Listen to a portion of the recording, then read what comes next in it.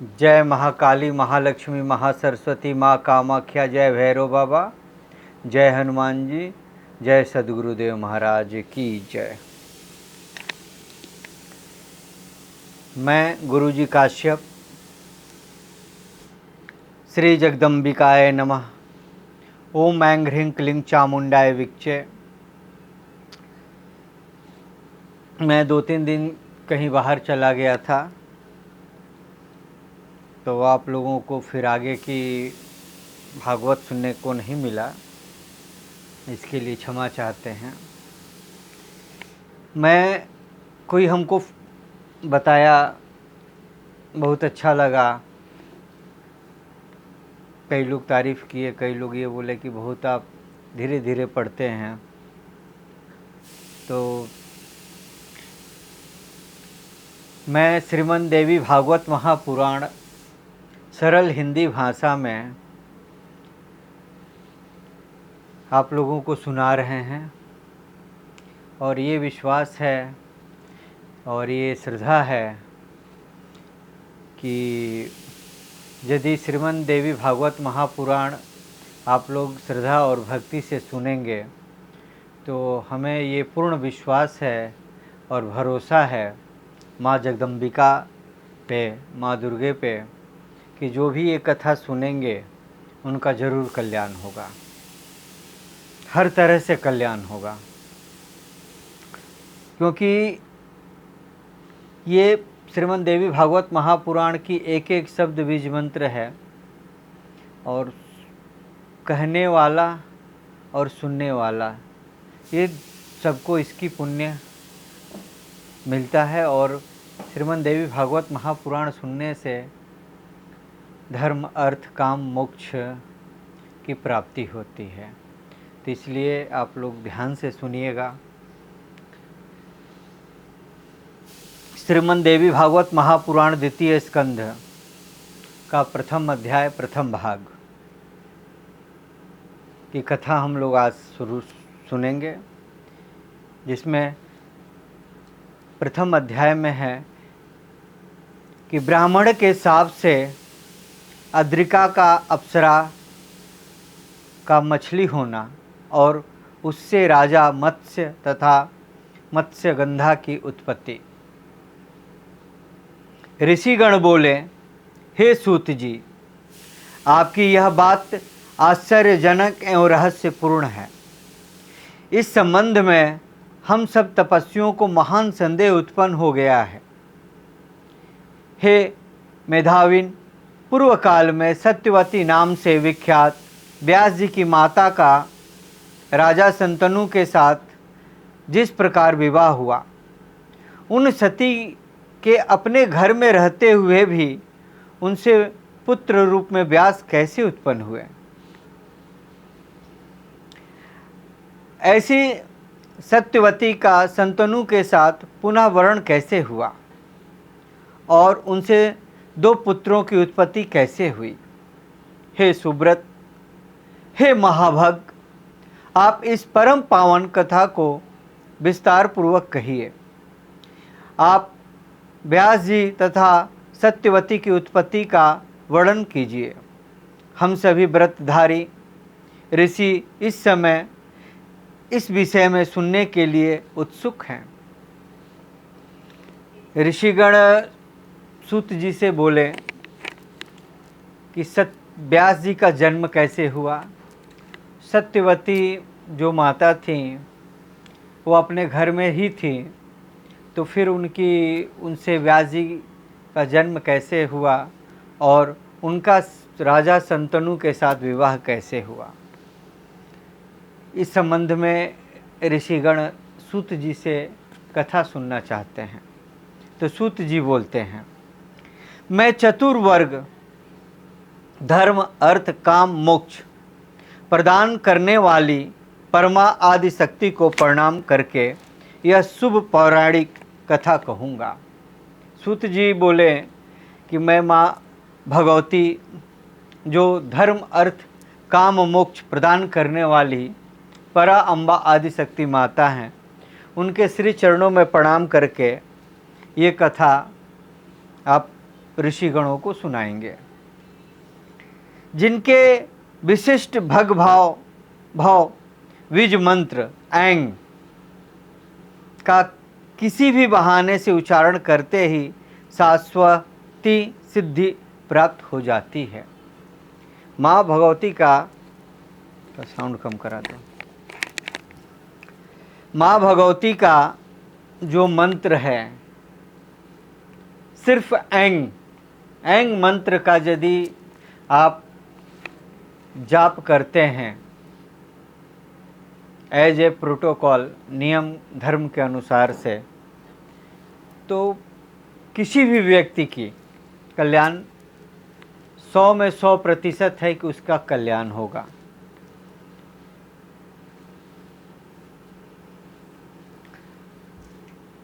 और उसमें सिद्धि हो जाती है।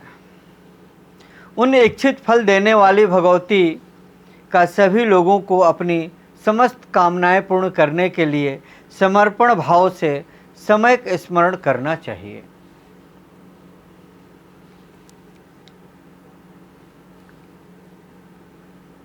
उपरिचर नाम के एक सत्यवादी धर्मात्मा ब्राह्मण पूजक तथा श्रीमान राजा हुए, जो छेदी देश के शासक थे।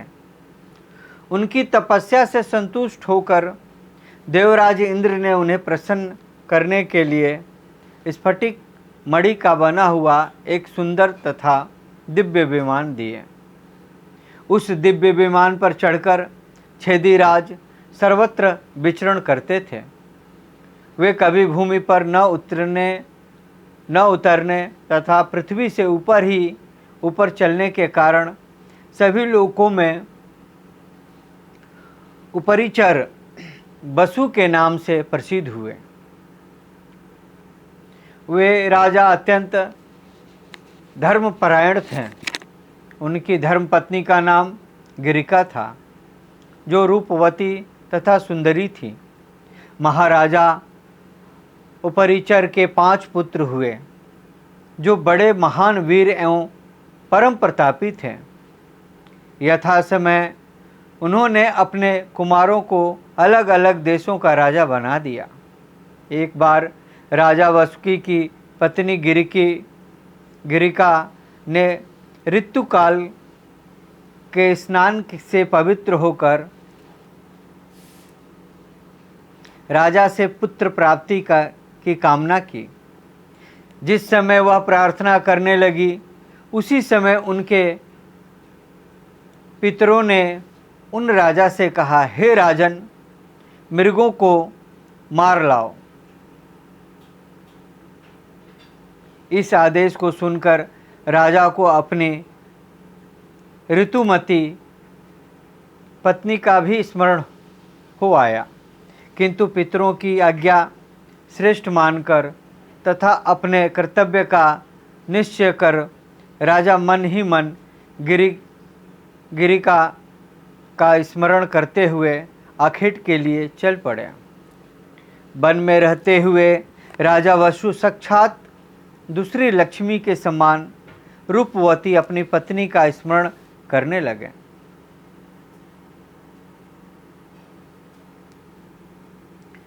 इस प्रकार उस कामिनी के ध्यान से एकाएक उनका वीर स्खलित हो गया और राजा ने शीघ्र ही उस स्खलित वीर को बरगद के पत्ते पर रख लिया। वह स्खलित तेज व्यर्थ न हो, यह सोचकर तथा स्त्री का ऋतुकाल जानकर उन्होंने ऐसा निश्चय कर लिया कि मेरा तेज सर्वथा अमोघ है, इसमें संदेह नहीं है, अतः अवश्य ही इसे मैं रानी के पास भेज दूं।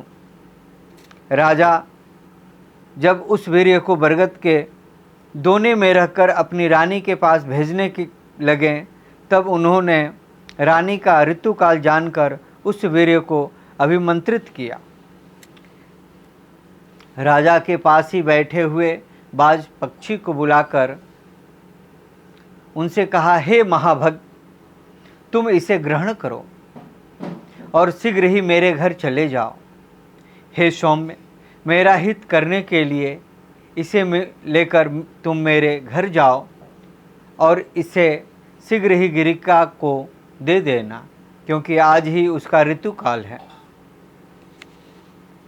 सूत जी बोले, ऐसा कहकर नृपश्रेष्ठ ने बाज को वह दोना दे दिया और वह द्रुतगामी बाज भी उसे लेकर शीघ्र ही आकाश में उड़ने लगा। चोंच में पत्ते का दोना लेकर आकाश में उड़ते हुए उस बाज को एक दूसरे बाज पक्षी ने अपनी ओर आते हुए देखा। बाज की चोंच में मांस का टुकड़ा समझकर तत्काल उसने उस बाज पर आक्रमण कर दिया। दोनों बाजों के बीच आकाश में चोंचों से घोर युद्ध होने लगा। उन दोनों के युद्ध करते समय वीर्य वाला वह दोना यमुना जी के जल में जा गिरा। दोने के गिर जाने पर दोनों पक्षी वहाँ से यथेच्छ दिशा में चल गए। उसी समय अद्रिका नाम की एक अप्सरा जल में निमग्न होकर जल क्रीड़ा कर रही थी। उस सुंदरी स्त्री ने वहाँ पर उपस्थित संध्या वंदन करने में तत्पर एक ब्राह्मण को देखा और उन ब्राह्मण का पैर पकड़ लिया। प्राणायाम करते हुए ब्राह्मण ने उस स्वेच्छाचारिणी को देखकर उसे यह शाप दे दिया कि तुमने मेरे ध्यान में विघ्न डाला है, अतएव तुम मछली हो जाओ। इस प्रकार ब्राह्मण श्रेष्ठ से शाप पाकर वह अद्रिका नाम की रूपवती श्रेष्ठ अप्सरा मछली बनकर यमुना के जल में विचरने लगी।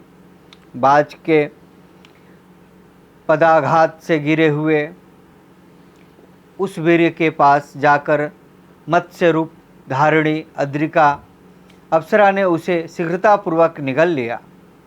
कुछ समय बाद 10 महीने बीतने पर एक मछुआरे ने उस सुंदर मछली को अपने जाल में फंसा लिया। उस मछुआरे ने शीघ्र ही उस मछली का पेट चीर दिया। उसके उदर में मनुष्य के आकार वाली जुड़वा संतानतित निकली। उन दोनों में एक रूपवान बालक तथा एक सुंदर मुख वाली बालिका थी। इस अद्भुत घटना को देखकर वह भी अत्यंत विस्मित हुआ। उसने मछली के पेट से निकले हुए उन दोनों बच्चों को राजा उपरिचर को सौंप दिया। राजा भी आश्चर्यचकित हुआ और उसने उस सुंदर पुत्र को ले लिया। वह वसुपुत्र मत्स्य नामक राजा हुआ, जो अपने पिता के सम्मान ही धर्मात्मा, सत्य प्रतिज्ञा, महातेजस्वी तथा पराक्रमी था। राजा उपरिचर वसु ने वह कन्या उस मछुआरे को ही दे दी, जो आगे चलकर काली तथा मत्स्योदरी नाम से प्रसिद्ध हुई। अपने गुण विवेक विशेष के कारण वह मत्स्यगंधा नाम से कही जाने लगी। उस मछुआरे दास के घर वह सुंदरी वासी धीरे धीरे बढ़ने लगी। ऋषिगण बोले, हे सूत जी, मुनि के द्वारा शापित वह अद्रिका नाम की श्रेष्ठ अप्सरा जब मछली हो गई और मछुआरे ने उसे चीर डाला, तब वह मर गई अथवा उसने उसे खा लिया। उस अप्सरा का फिर क्या हुआ? उसके शाप की समाप्ति कैसे हुई और उसे पुनः स्वर्ग कैसे मिला, यह बताएं। सूत जी बोले, जब मुनि ने उसे शाप दिया था तब वह विस्मित हो गई और दीनतापूर्वक रोती हुई उस ब्राह्मण की स्तुति करने लगी। दयालु ब्राह्मण ने उस रोती हुई स्त्री से कहा, हे कल्याणी, तुम शोक न करो, मैं तुम्हारे शाप के अंत का उपाय बताता हूँ। हे शुभे, मैंने क्रुद्ध होकर जो शाप दिया है उससे तुम मत्स्य योनि को प्राप्त होगी, किंतु तुम अपने उदर में एक युगम मानव संतान उत्पन्न कर इस शाप से मुक्त हो जाओगी।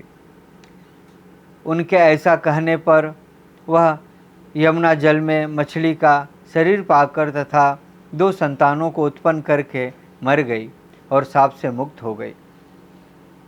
इस प्रकार शापोद्वार होने पर वह सुंदरी मछली का शरीर त्याग कर दिव्य रूप धारण करके स्वर्ग को चली गई।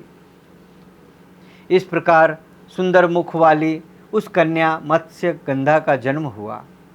दास के घर में पुत्री की भांति पालन पोषण की जाती हुई वह कन्या बढ़ने लगी। जब वह मत्स्यगंधा किशोरावस्था को प्राप्त हुई तब उसका सौंदर्य और भी बढ़ गया। वह परम सुंदरी वसु कन्या निषाद राज के कार्यों को करती हुई रहने लगी। इस प्रकार श्रीमद्देवी भागवत महापुराण द्वितीय स्कंद का प्रथम अध्याय ओम ततस्तम। जय महाकाली महालक्ष्मी महासरस्वती महाकामाख्या।